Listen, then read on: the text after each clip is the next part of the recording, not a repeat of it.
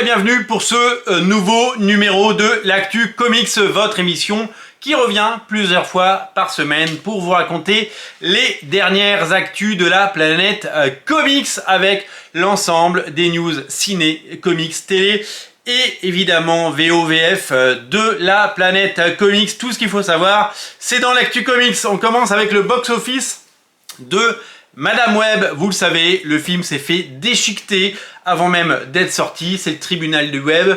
C'est évidemment le lot des films qui se font déglinguer, non seulement parce qu'il y a un casting féminin, mais en plus parce que Internet ne laisse aujourd'hui plus sa chance au film. Les gens mettent des notes affreuses sur tous les sites de notation sans même avoir vu les films.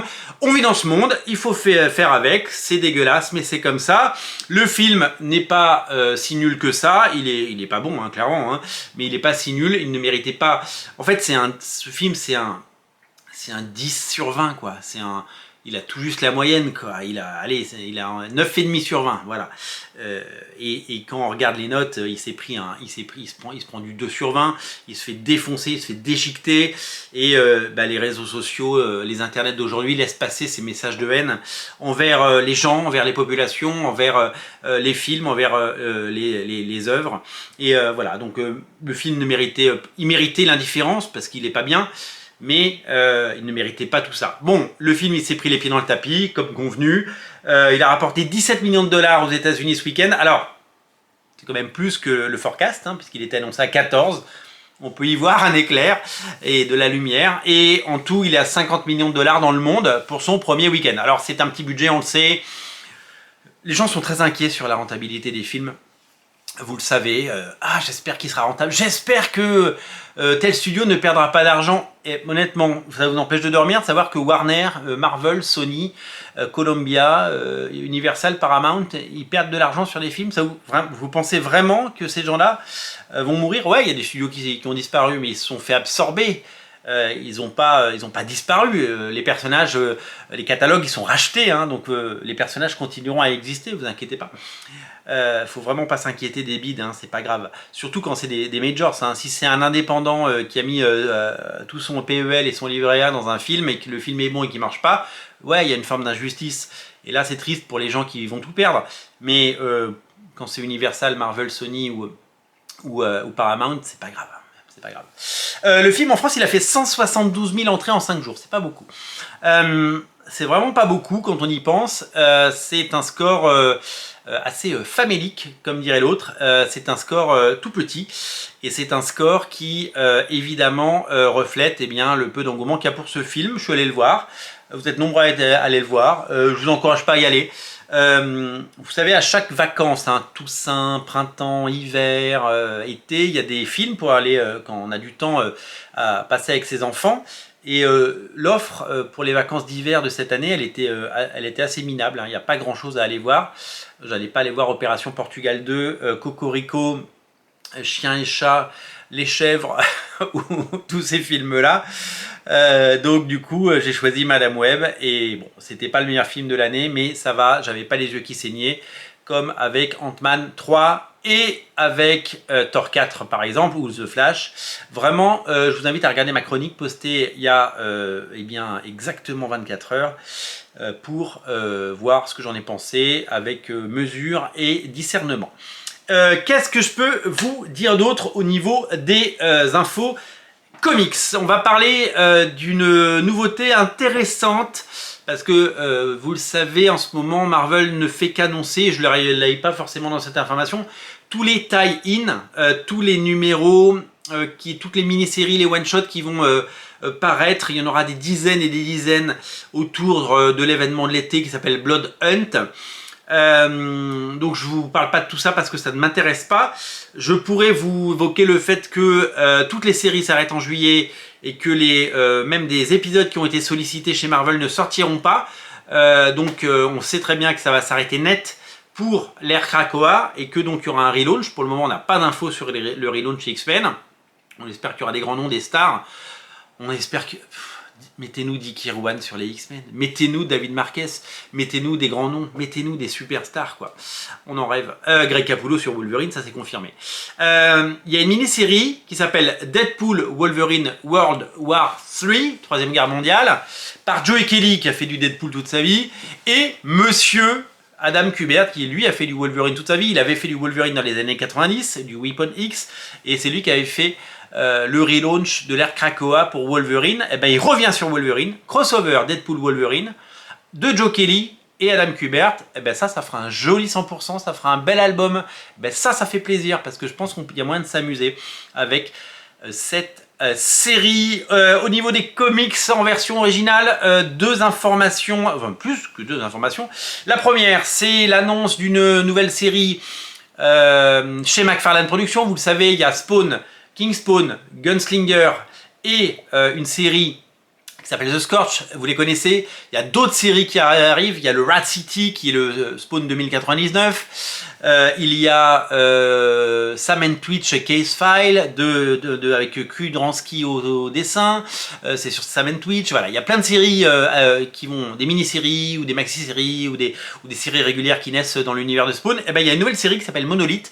Ce sera une mini-série en 3 parties sur le personnage de Monolith que vous connaissez si vous lisez Spawn, et c'est scénarisé par Sean Lewis. Alors je suis ravi parce que Sean Lewis était le scénariste de King Spawn jusqu'à il n'y a pas longtemps et qu'on pensait qu'il avait disparu et que vous savez McFarlane c'est le roi des embrouilles avec les scénaristes et les créateurs quoi. Il y a un moment c'est la love story, il dit ah lui il est génial et le lendemain au revoir, merci, le chèque, passe prendre ton chèque à la compta, la carte de cantine qui marche plus, le pass du parking qui reste bloqué et c'est fini.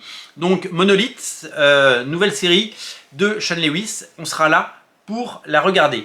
Vous connaissez le scénariste James Tynion IV, scénariste de Night House on the Lake, le succès depuis un an chez Urban, plus de 55 000 exemplaires sur l'ensemble des 2 tomes chez Urban, c'est un plébiscite, c'est un phénomène, des prix partout comme s'il en pleuvait. Et ben comme tous les autres auteurs, comme Jeff Jones avec Ghost Machine, comme Rick Remender avec son Giant Robot, Giant Generator, et ben il a créé sa boîte à lui pour pouvoir gérer, comme le fait Robert Kirkman avec ses séries et ses 80 IP avec Skybound. Et ben il a créé son label, ça s'appelle Tiny Onion, Tiny, un petit oignon. Il s'appelle James Tynion, Tiny Onion, voilà, un petit jeu de mots, c'est rigolo. Et donc voilà, lui aussi lance sa boîte. Vous aimez Rob Liefeld, moi aussi. Sachez que sa série vendue seulement sur Whatnot qui s'appelle Last Blood, j'ai lu le premier numéro sur les internets parce que quelqu'un a fait une vidéo et que j'ai pu, enfin j'ai pas lu, j'ai regardé les pages. Quelqu'un a fait un page à page et je l'ai regardé tellement c'était chouette. Eh bien, un TPB arrive en mai sur sa série Bloodstrike, 4 numéros. Alors d'après ce que j'ai compris, les 2 premiers étaient sortis, les 2 derniers n'étaient pas sortis, l'intégrale sort en TPB. J'ai vu sur certains sites de vente en ligne, il coûte entre 12 et 13 euros. Ça va, moi je veux me le prendre, un joli petit TPB de Rob Liefeld, ça ne se refuse pas. Si vous êtes abonné au Twitter X de Marc Millar, vous avez certainement vu les couvertures de ce que seront les Library Edition de ces séries à venir. Et ouais, puisque vous le savez, il a quitté Image Comics, en tout cas son label au sein de Netflix qui était publié chez Image Comics et maintenant publié chez Dark Horse. Donc toutes les nouvelles séries qui seront elles annoncées en mars, je crois c'est annoncé dans un mois, 21 mars. Toutes les nouvelles séries sortiront chez Dark Horse et tout ce qui est déjà sorti chez Image Comics va ressortir chez Dark Horse. Et mais il y a même des séries qui n'étaient plus éditées comme Empress, et bien qui vont revenir. On a vu les couvertures de 2 choses hyper intéressantes. La première c'est Wanted et Big Game, magnifique couverture originale de Pepe Larraz et on a vu la couverture de Ambassador qui est la même mais comme c'est une Library Edition ce sera plus grand et donc voilà, Ambassador ça sort cette semaine, il ne faudra absolument pas le rater. Donc ça les couvertures sont magnifiques, allez voir sur le X de Marc Millar et vous les verrez, elles sont magnifiques. On termine avec une information qui va certainement faire grincer des dents. On en a parlé, le retour des crossovers d'ici Marvel, les vieux crossovers des années 70, 80, 90. On exclut évidemment le Justice League of America, JLA, Avengers de Busiek et Perez. qui sera réédité certainement dans un très gros volume. Donc tous les vieux crossovers réédités dans un premier omnibus, un second omnibus avec les Amalgam Comics qu'on avait adoré, les Amalgam Comics, c'était super chouette. 2 omnibus qui sont a priori coédités par Marvel et DC, puisque j'ai pas trouvé l'info de savoir qui éditait quoi. Je pense qu'ils sont coédités pour le moment. Peut-être que vous avez une info, dites-la moi si vous le savez. Le prix affiché de ces omnibus, c'est 150$ pièce. Donc si vous prenez les deux, ça vous coûtera 300$. Alors le prix des omnibus aux États-Unis, il est fou, hein. Le moindre omnibus coûte 125$. Ultimate X-Men, il coûte 125$, alors que chez nous, il est à 80 balles, je crois. Donc on est vraiment sur des tarifs complètement déraisonnés. On ne sait pas qui éditera ça en français, on ne sait pas si ça arrivera en France. On sait juste que ça coûtera certainement moins cher parce qu'en France, on ne peut pas absorber ce type de coût. Surtout qu'en France, on n'a pas, vous savez, la concurrence de certains sites qui fait que avec le prix unique du livre, eh bien le prix est partout. Donc aux États-Unis, le cover price c'est 150, mais sur des sites d'ultra discount, vous pouvez les trouver à 120$. Donc ils se mangent évidemment toute la marge libraire, mais ils sont là pour tuer le marché, vous le savez, c'est des gens qui sont sans foi ni loi. Donc 150$, c'est quand même un joli petit billet. Si vous voulez deux, ça fait 300 balles. Alors je sais qu'il y en a plein, j'ai déjà vu des messages partout passer sur tous les réseaux sociaux disant qu'il y a plein de gens qui les avaient précommandés. C'est vrai que c'est un événement et que ça ne se rate pas. On découvrira en temps et en heure qui aura la chance et le plaisir et le loisir d'éditer ça en France. Moi, je pense que je vais attendre la version française parce que j'ai très envie de les avoir. J'en ai des Amalgam Comics dans mes boîtes. J'en ai quelques crossovers d'ici Marvel. Mais les retrouver et les redécouvrir dans un bel omnibus, c'est un peu comme quand DC Comics avait réédité, souvenez-vous, les Stanley, Just Imagine Stanley Creating the DC Universe, quand Stanley recréer l'univers d'ici avec donc des séries, notamment Catwoman par Chris Bachalo. Enfin, il y avait plein de choses étonnantes. Il y avait un très bel omnibus, et ben voilà, j'ai pris l'omnibus parce que c'était super chouette. Donc voilà pour les news de la journée. Merci d'être aussi nombreux, 20 émissions déjà. Je ne pensais pas que ça a duré autant parce que de temps en temps quand on lance un concept, il faut trouver le temps de pouvoir le lancer. Il y a des vidéos qui ont été vues plus de 2000 fois. On est sur des milliers de vues sur ces 20 émissions. Elles animent le site, elles animent évidemment la chaîne. Pour soutenir cette chaîne, vous le savez, on a un compte Tipeee qui n'attend que votre participation. Mettez ce que vous voulez, ce que vous pouvez.